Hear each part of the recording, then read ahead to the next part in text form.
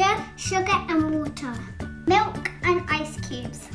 Now I'm going to put 3 tablespoons of coffee powder into the bowl. Now let's put 3 tablespoons of sugar.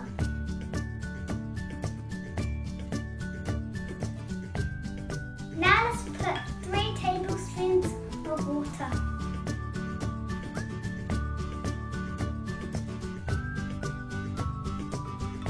Now let's mix it all.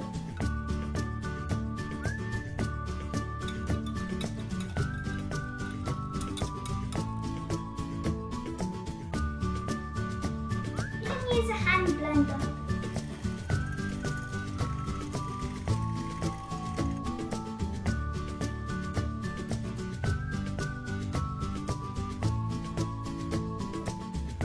Let's put some ice in the glass.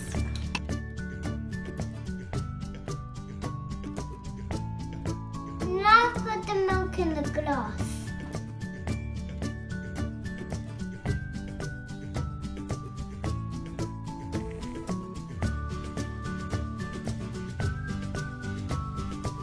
You can decorate if you like.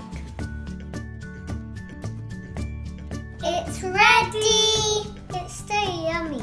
Yes.